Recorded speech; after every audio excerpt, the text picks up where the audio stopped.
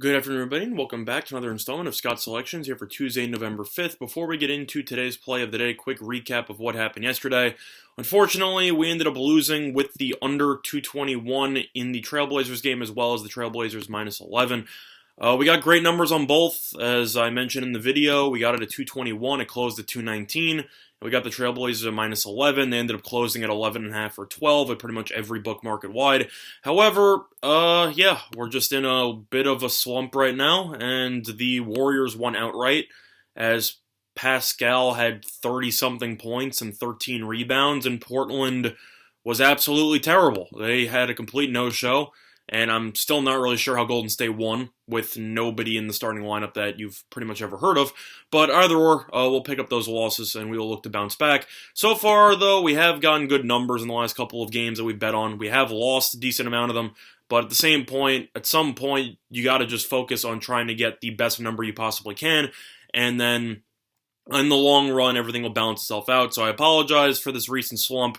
But I still like the process that we are using as we are getting a solid number. And unfortunately, that has not yielded any good results lately. But on Tuesday, it is worth mentioning that there is a lot to talk about on the sports card today, as you have some college football with some action, you got some NBA, and then you have the whole college basketball card, which is full of games that are, it's a ton. There's a lot to talk about here. I thought about giving out a couple of plays in college basketball, and I'll give them out as leans instead.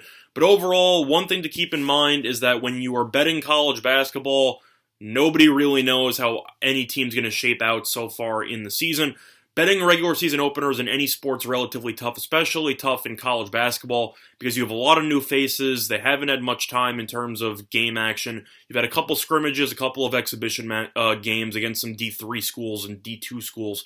But as a whole, it's going to take some time for some of these teams to gel. And based on that, even if you are going to be betting these games, try to keep in mind of how many returning starters a team might have, whether or not it's a new coaching staff, that kind of stuff, because any type of new circumstances or new personnel could lead to some growing pains, which will lead to a different team you might see in March, as opposed to the team you'll see in the beginning of the season in November.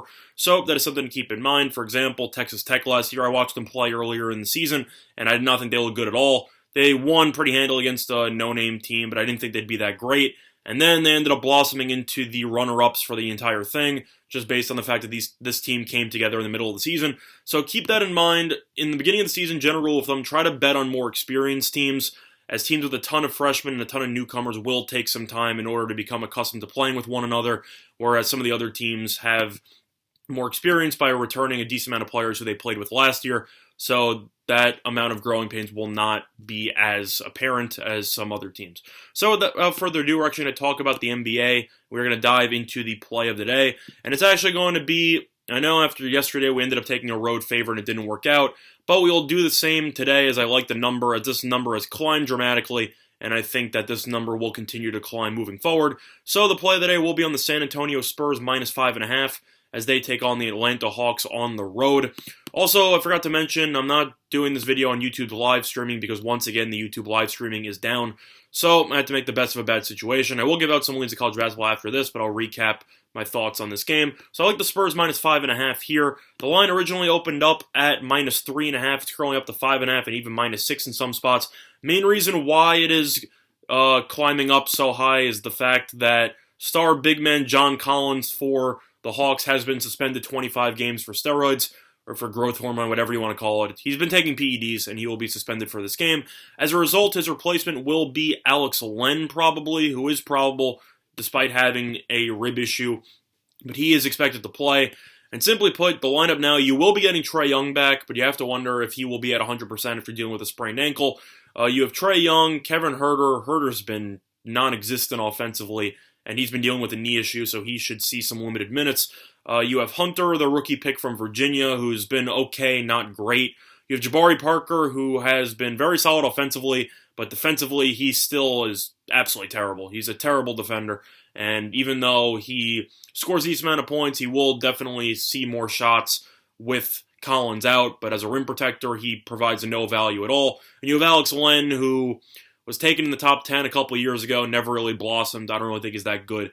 Other than that, though, that's pretty much Atlanta's roster. But people were talking about Trae Young returning. They're not talking about DeJounte Murray, who I think is the most underrated defender in the entire league. He was a second-team all-defense player, or all-NBA defensive team in 2018. He ended up missing 2019 with a knee injury, but he is back, and he has been great defensively. He's averaging over 2 steals per game. I think his length could give Young some problems as Murray is 6'4". I think he is a great defender on the perimeter. I think Young is going to do what he normally does, and he's going to shoot 35-foot three-pointers because that's pretty much everything that Atlanta's offense relies upon.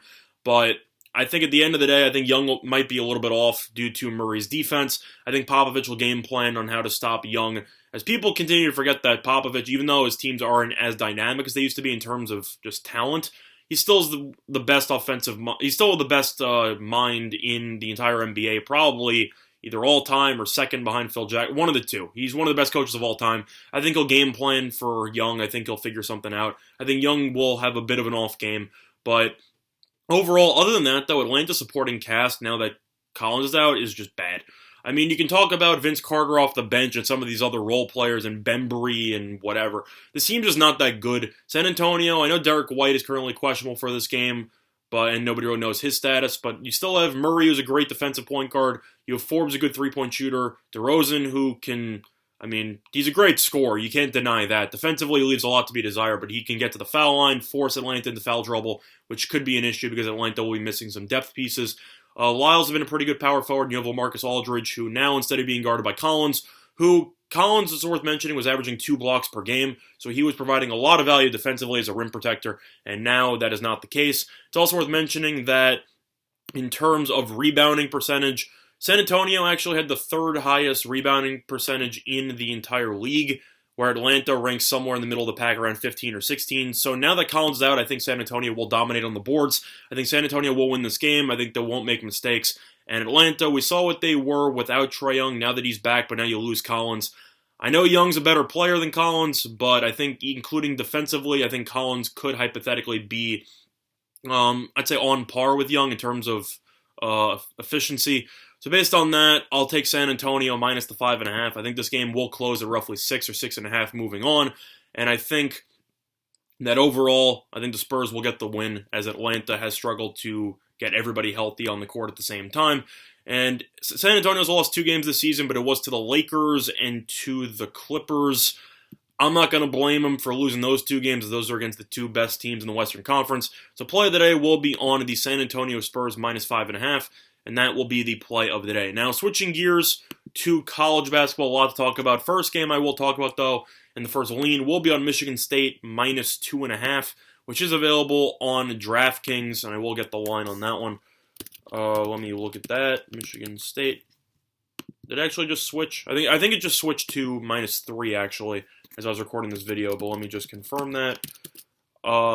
Did it? Yes, it did. It switched to minus 3 at DraftKings as well. But I still like Michigan State here. I know that Langford will be out. I know that Hauser has officially not been cleared by the NCAA to play in this game. Ahrens will be back. But the main thing about this team, as I mentioned before, is that Kentucky, as usual, brings back a small percentage of their team from last year, as most of their team is incoming freshmen and top prospects, and I get all that. But it will take some time for this team to gel. Michigan State made the Final Four last year. They bring back most of their key roster. You bring back Winston, you bring back Tillman, you bring back Henry, you bring back Ahrens, you bring back some key pieces. And I think that Michigan State will be able to take advantage of the inexperienced Kentucky team. And I think Michigan State should win this game by about 5 points. This game will be close, as it will be in a neutral. And even though it is in a neutral, I think we all know that the stadium will be mostly filled with Kentucky fans, as Kentucky typically travels well. But I think there's a reason why this line opened up at minus 1. It's currently up to minus 3. I think people recognize the experience factor, and I also just think that Izzo's a better in-game coach than Calipari. Recruiting, you can argue, but at the same point, I think in-game, I'd take Izzo over Calipari any day of the week, and I think Michigan State should win this game due to experience, and I think they will make the key plays down the stretch to win this game by about 5 points. So for me, lean to Michigan State on that one. In terms of other games to talk about, one important factor to keep in mind for college basketball, and especially early part of the season, is the line movement. It's important in every single sport that you're talking about, but for college basketball, it's especially important, especially with these teams, especially between two teams that aren't, don't have a certain cachet to the name, in the sense that most of that money will be sharp money because of the fact that nobody, for example, is going to be looking at Furman and Gardner-Webb in the general public. So if you see any line movement on those type of games, I would typically tell you to back it, as most of the people that are betting on those games typically have some type of information that they like enough to bet on, and that's definitely not from the public. The public will bet on the Kansas and Duke games, and any game with a ranked team they'll bet on. But as a whole, if you're looking at Lehigh and Monmouth and you're seeing a 7-point upswing in the over, that's not exactly what happened, but I'm just giving you an example, then I typically tell you to keep the over in mind, as there's definitely a reason why that total's been bet up so heavily. So that's actually why we're going to talk about our second lean of the day in college basketball, which will be the late game at 11 o'clock. Damn it, I love college basketball at 11 o'clock. That gives me something to watch. I love the actual spreading of time with college basketball. But I digress. Either or, matchup between Cal State Northridge and Oregon State, which will be the late game at 11 o'clock. A lot of money's come in on the over. It opened up at 149. It's currently up to 153 in some spots. However, it is still available at 152 at DraftKings at minus 109. I actually love the over there, and that will be another lean. Lean to the over in Northridge and Oregon State. Main reason, both teams bring back the majority of their offensive production from last season. Oregon State will bring back Thompson, a good three-point shooter, as well as their star player, Tress Trinkle, who is absolutely fantastic. He had multiple triple-doubles last year. He is a really good player. I don't know if he'll ever actually go pro, in the sense that he'll make it to an NBA roster. He'll definitely make it to a Summer League or G League roster. But as a whole, he's still a great player. He will be back. And Northridge will be bringing back the bulk of... They bring back their top three scorers. They bring back Gomez. They bring back their star player in Diane, who is great, who ended up winning Player of the Year in the conference, despite being a freshman last year. He's great. I think he will do really well. Northridge, though, defensively, was the worst defense in the entire conference, as they were absolutely terrible defensively. I think they're going to struggle once again. They play an up-tempo style. Oregon State has a lot of its key pieces back. I think both teams should get into the 70s.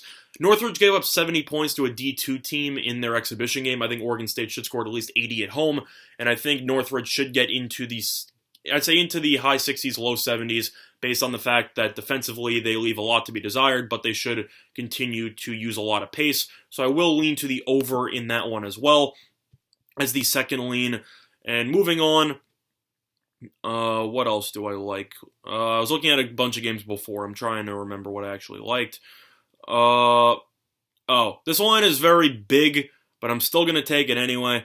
I'm going to lay the wood with Gonzaga here. It's a huge spread at minus 34. It opened up at 33, and it's been bet up to 34, and even 34.5 in some spots. Gonzaga loses a decent amount of its roster from last year, as they normally do, but they replace it with a bunch of grad transfers, etc. You also bring back Tilly, you bring back some key pieces, but Hachimura's gone, for example. You lose Perkins, you lose some big pieces. And you also lose Norwell. But overall, Alabama State is just really bad. They bring back some key pieces from last year. They lost their leading scorer. But as a whole, Alabama State was one of the worst rebounding teams in the country. They're one of the worst free throw shooting teams in the country. They're one of the lowest field goal percentages in the entire country. And now they have to travel to play Gonzaga on the road. Gonzaga typically wins these games by at least 40. They'll score 100-something points. There's a reason why the over's been bet up from 147 to 151. And it's not because of Alabama State's offense. I'll tell you that much. Gonzaga's going to dominate the boards they normally do. They're going to dominate on the free throw disparity. I think they're going to shoot at least 30 free throws. Alabama State just doesn't have the size or the physicality or the shooting ability to go up against Gonzaga. I think Gonzaga's going to score 100-plus points. I think Alabama State will be lucky if they break 50, and I think you should see Gonzaga win this game by about 40-something points. So lean to Gonzaga minus the 34. I think it makes sense. If you want to parlay that, I would parlay the spread with the over in the same game, as I think Gonzaga, if they score 100-something points, as they should, you should see this game go over, as I think it will be in the realm of 100 and something to 50 something. So I think it will go over. So lean to Gonzaga as well. So the three leans in college basketball I like are Michigan State minus 3. I like the Gonzaga minus 34 as well as the over 150.5. And I also like the Cal State Northridge and the Oregon State over 152, as that's been available pretty much market-wide at 153, so you are getting some solid number, and that number is available on DraftKings. But the play of the day will be another injury-related or suspension-related play. on the San Antonio Spurs at -5.5, on FanDuel at -110. Other than that, though, it's going to be this installment of Scott Selections here for Tuesday, November 5th. Sorry about the recent losing streak once again. I've been betting every game as well as you, so we both lost some money over the last couple of weeks, but we'll look to bounce back. In terms of college basketball, though, future reference, I will probably be doing a new segment for Play of the Day, which I will call the And One, in which I will give out 2 plays of the day, especially with college basketball. So look for that, as you should see more plays moving forward with the massive uptick in actual games to bet on due to the college basketball schedule. But other than that, though, just a general rule of thumb once again, don't go crazy with college basketball early on. You're not going to know what most of these teams are going to look like. You could see one team play extremely well at home, then go on the first road trip and get absolutely smacked due to just the lack of familiarity with regard to traveling and etc., as they haven't done that in a couple of months. Overall, though, college basketball will be a lot of fun. We hope to make all of you, including myself, a lot of money with college basketball, as that was kind of my specialty last year. But hopefully it is able to work itself out, and we look forward to providing you with more picks in the future. So good luck to all of you and your respective bets today. Bye, everyone.